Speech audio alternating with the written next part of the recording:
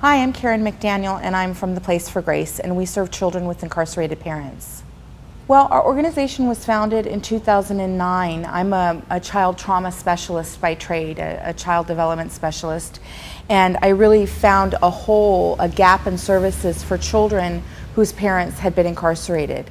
And so we began doing our work slowly through advocacy work, helping children get to be able to see their incarcerated parent. Statistics show that maintaining family bonds during incarceration really improves outcomes for children and the incarcerated parent, and hence the community. And our program grew into two core programs, and one of them is our father-to-child reading program. And in that program, we go into California Department of Correction and Rehabilitation institutions throughout the state. There are 33 adult prisons here in California. And we go in and we video record and or digitally record father reading a book to his child. We then take the book and the recording and we send it home to his child. And we started out as a literacy project because the benefits seem obvious in terms of literacy benefits. And what are those benefits? Well, of course, the most obvious and what we had intended, and what Virginia Commonwealth University is confirming for us through their studies, is that our children that receive books are showing a 87% increase in likeliness to read daily, okay? The other thing that we're seeing, which we really didn't expect, is an increase on the other end on dad's literacy level. Most of our incarcerated fathers are operating at the second, third, fourth grade literacy level. This is part of the reason of their incarceration. They came from very impoverished communities.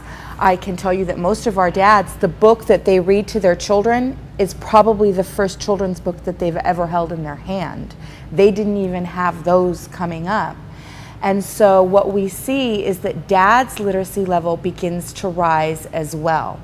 And that means a whole lot for rehabilitation, because one of the key aspects for getting people who are incarcerated ready to come home is getting them educated. And that has to come through motivation, and what better to motivate you than your child? The Place4Grace could not continue our programs without the books that we take into the institutions. We're a nonprofit organization, and we just do not receive funding that allows us to purchase books. So through First Books, the partnership with Molina, and through Disney, we're able to take the books we receive and put those directly in the hands of the children and fathers. So for example, today we're picking up 850 books. But I want people to understand that that translates into 850 fathers in a prison that will read, 850 children that will open an envelope and get a book from their father, and they will follow along with his voice as we go. And I wanted to share one of, I guess, an intimate story, if you will, that really helps people understand what goes on when we go into an institution. Last week I was in an institution in Calipatria, in Imperial County, California, very, very rural area. So children would have to travel hundreds of miles to be able to see their parent. So that doesn't happen often. And we were filming some what we call mainline dads, and that means dads who are still active in gang life. And I had a young 19-year-old man in a very small, what we call attorney's room with me as we were getting ready to have him read. And he kind of started out, you know, a little bit hard, a little bit tough, you know, yeah. And he read Curious George.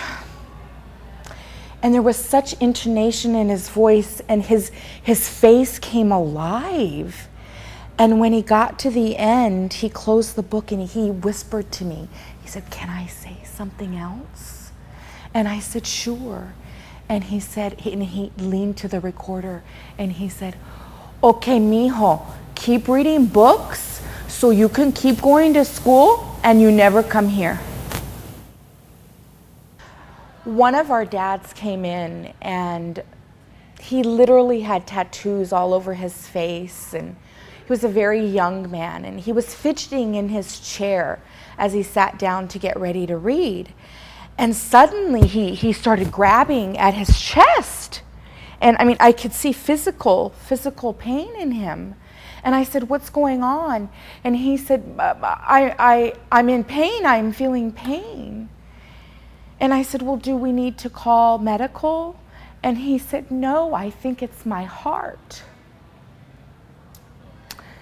And I said, "Are you telling me that your heart's hurting for your child?" And he said, "Yes." And so we took a few minutes before he started reading his book, and he got through it. And at the end, I said, "How is your heart feeling now?" And he said, "A lot better, Miss Karen." And I said, "Well, let me ask you something." I said, "You're a great reader. I loved listening to you read that story. I couldn't stop listening." I said, "Can I ask you what grade you finished?" And he said, "6th grade." And I said, "Okay, cool." I said, "Have you ever thought about working on a GED?" And he said, "No." And I said, "Well, what if I told you you could read more books in my program if you were willing to do that?" And he said, "I can do that." And I said, "Do it, because I'll be back." For a lot of our children, this is the very first book that their father has ever read to them. For many of us, some of our fondest memories are being in the laps of our parents and having them read to us. And our kids were robbed of that opportunity by no fault of their own.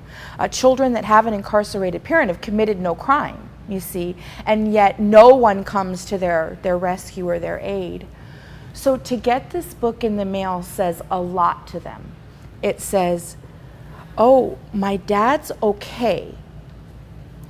Because everything they see on TV in a Scooby-Doo cartoon to lock up is very scary to a young child thinking about their dad away in prison. And when that book comes, they say, "Oh gosh, he's okay. He sent me a book and a tape." Yes, that's one thing. Then they open and they begin to read. And dad usually sends a message in the tape, "I want you to tell me what you think about this book." So it's also a bridge for communication, okay? But something that we never expected was it's a social emotional reward to the child, because our children can't call dad at the end of the day when something's gone terribly wrong or something's gone really wonderful at soccer that day. You see, sometimes when our kids stub their toe and fall off their bike and they just want their dad, they can't have him. But by sending the book and tape, they finally have a little bit of power that was taken away from them when their father went to prison, and then they can go and they can put it in the tape recorder and they can follow along with their dad. And it seems so simple to kids that have dads at home, but it means everything to a child who desperately needs their father.